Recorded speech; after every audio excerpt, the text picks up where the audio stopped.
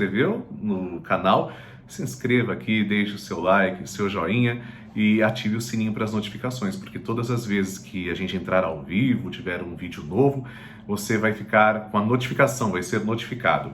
E hoje nós estamos celebrando mais um domingo do tempo comum, 24º, e o Evangelho, eu quero agora ler com você. É claro, eu não vou ler do lecionário, eu vou ler da minha Bíblia, tá? Você pode pegar a sua Bíblia também. E o Evangelho de hoje, ele vem nos mostrar algo muito interessante. Jesus faz um alerta sobre as relações interpessoais. Eu quero ler com você e deixar a minha contribuição para a sua reflexão hoje, para esse domingo. Então, se você puder ler comigo, São Mateus, capítulo 18. E a gente pode começar aqui no versículo 21, para que você também acompanhe tudo comigo aqui na Bíblia. Eu estou com a edição da Bíblia Ave Maria, então talvez alguma edição que você tenha da Bíblia possa ter um pouquinho de diferença na tradução, mas o sentido é o mesmo. O Senhor esteja convosco, Ele está no meio de nós. Proclamação do Evangelho de Jesus Cristo, segundo Mateus. Glória a vós, Senhor. Então Pedro se aproximou dele e disse: Senhor, quantas vezes devo perdoar a meu irmão quando ele pecar contra mim? Até 7 vezes? Jesus respondeu: Não te digo até 7 vezes, mas até 70 vezes 7. Por isso o reino dos céus é comparado a um rei que quis ajustar conta com seus servos.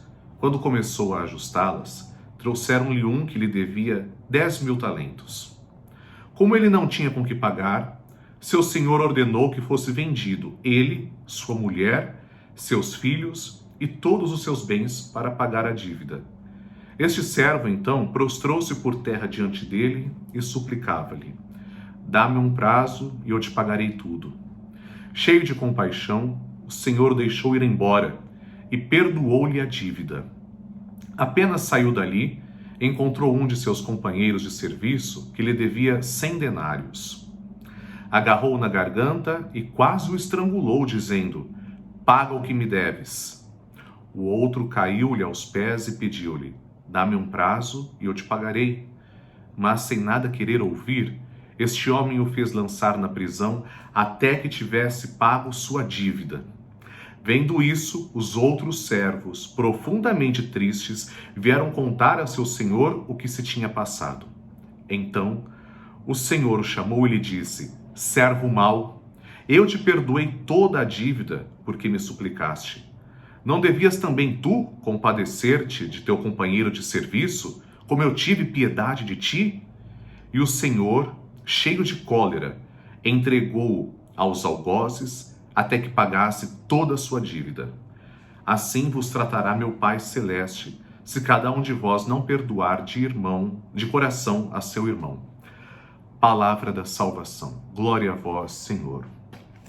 Meus amigos, esse Evangelho de São Mateus, ele precisa ser compreendido também no seu contexto total. Então, nesse capítulo que estamos vendo e refletindo sobre São Mateus, Jesus está ensinando como a igreja deve agir.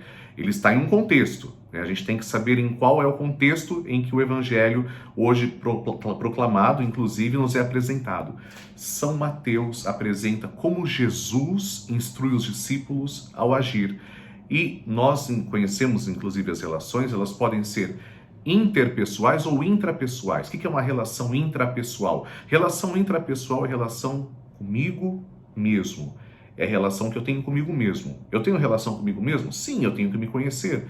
Eu tenho que respeitar a mim mesmo. Eu tenho que agir conforme minha consciência. Mas nesse caso, agora Jesus dá o bom exemplo de como devem ser nossas relações interpessoais, ou seja, as relações entre as pessoas e as relações com Deus, a relação com o nosso irmão e a relação também com Deus.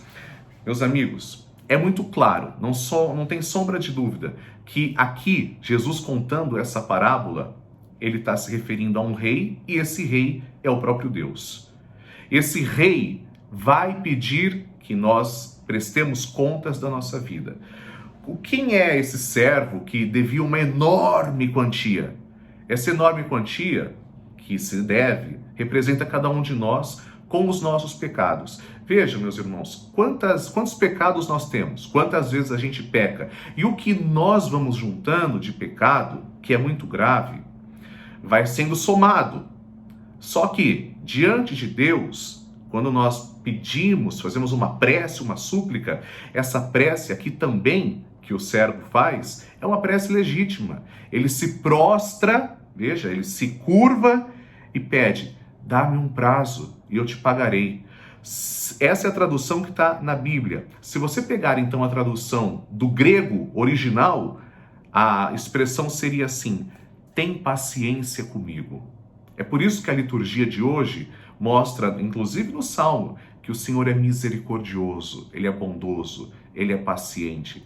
A leitura do livro do Eclesiástico também fala que o Senhor é benevolente, Ele é paciente. E vejam que interessante, a quantia a ser paga era enorme.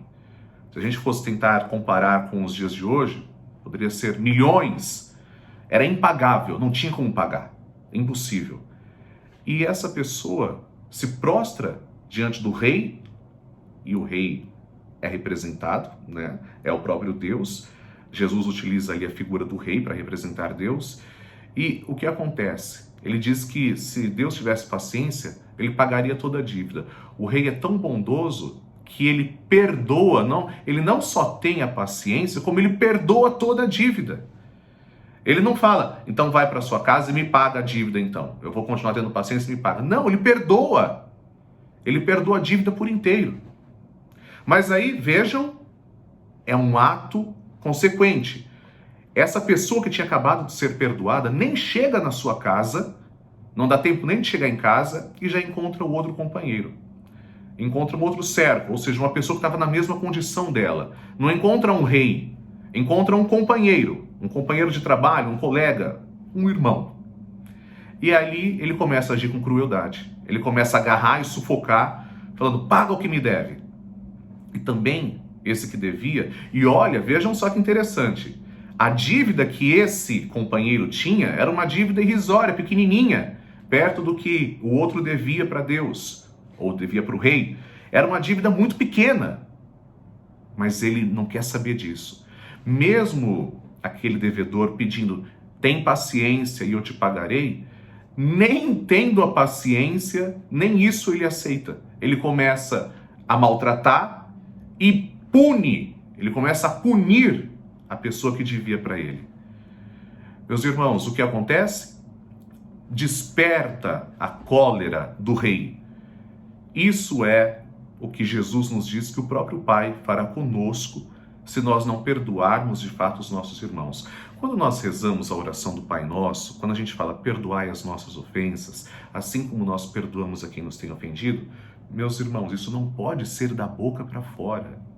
Quando eu procuro o sacramento da reconciliação, o sacramento da confissão, aliás, reconciliação é reconciliação com Deus, comigo mesmo, com os meus irmãos.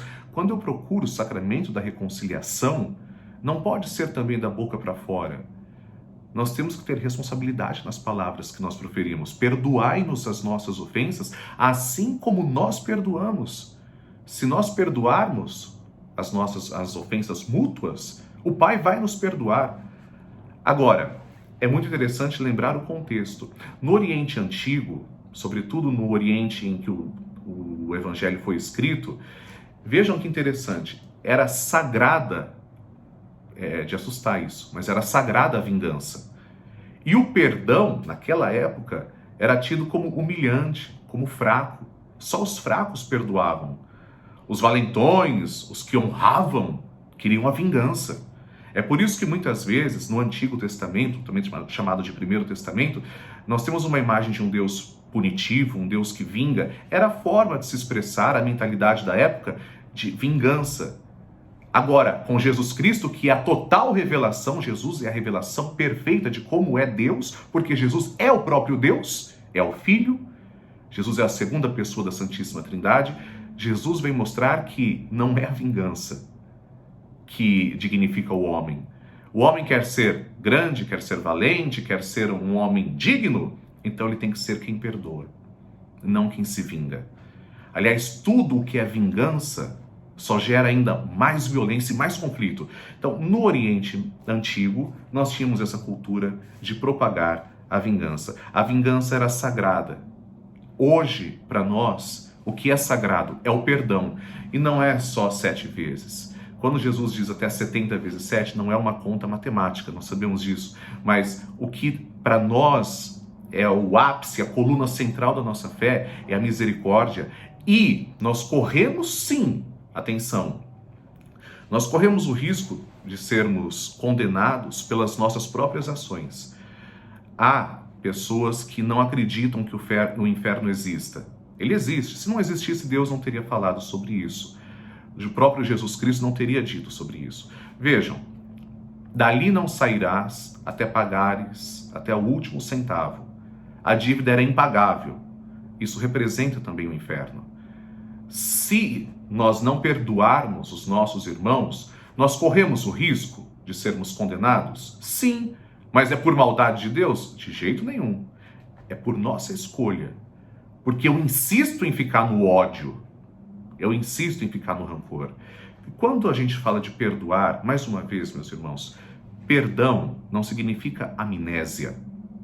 Não é que você não se lembra do que aconteceu. Uma ofensa, por exemplo, que alguém faz contra você, não é que você vai esquecer que alguém te ofendeu. Você vai se lembrar que uma ofensa pode ter sido feita, ou então algo contra você possa ter surgido, mas quando você liberta o seu coração disso, quando você perdoa, é a partir do momento em que você não deseja mais a vingança para isso. Você não quer responder, você não quer que aquela outra pessoa sofra, experimente a ira, o ódio, experimente a consequência grave, não quer que ela seja punida pelo que ela fez.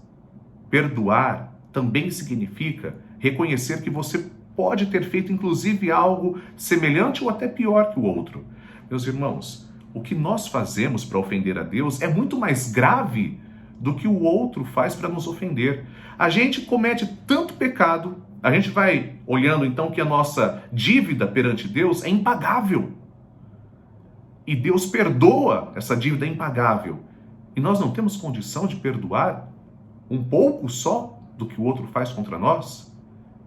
Parece muito simples, mas vejam, Jesus aqui mostra que o rei ficou comovido diante desse pedido de perdão. Ele ficou comovido, ele tem paciência, e antes do nosso encontro definitivo com o Senhor, seja pela morte natural, seja pela parousia, a volta de Cristo, todos nós, em algum momento da história, nós vamos estar diante de Deus, e diante desse juízo que nos é oferecido, até esse momento, é o momento da misericórdia, é o momento de nos arrependermos dos nossos pecados. Por isso, a hora da misericórdia é agora. A hora de perdoar é agora, não espera até amanhã para perdoar. Também não espere, se você puder fazer uma boa confissão. Eu sei que as limitações devido às pandemias que estão também ocorrendo no mundo, as dificuldades, as doenças, elas também nos impedem muitas vezes dos sacramentos. Mas o Papa Francisco tem orientado sobre isso. Mas e o perdão que você pode oferecer também para aquela pessoa que deve alguma coisa para você? No Pai Nosso, em latim, nós dizemos: Et dimitte nobis debita nostra, sicut et nos dimittimus debitoribus nostris. Perdoai-nos as nossas dívidas, assim como nós perdoamos aqueles que nos devem também. Ou as nossas ofensas, traduzindo para o nosso português, inclusive a oração como ela é lida no português e no lecionário também traduzida. Meus irmãos, Deus não gosta, não é do feitio dele punir. Deus não é vingativo, ele apenas é justo.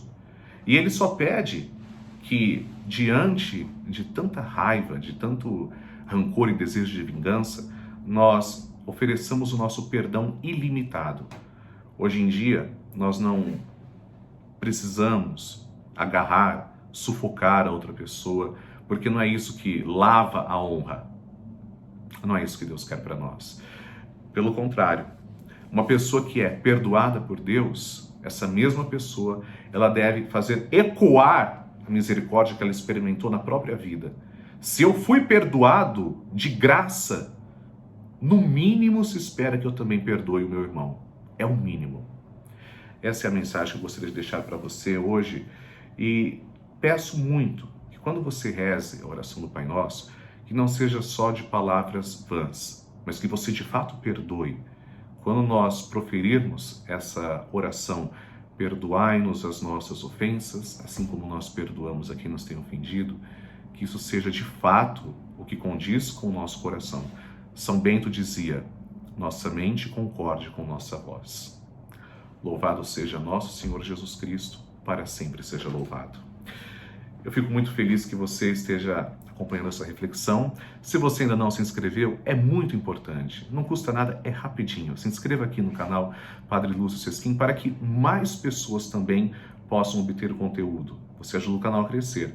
Ative também o sinal, que é um sininho, né, para as notificações, todas as notificações, e deixe seu joinha, porque aí o vídeo vai cada vez mais crescendo e pessoas vão também recebendo o conteúdo que a gente faz com carinho para vocês. Deus abençoe para você. Deus abençoe você. Um ótimo domingo para você. E salve Maria!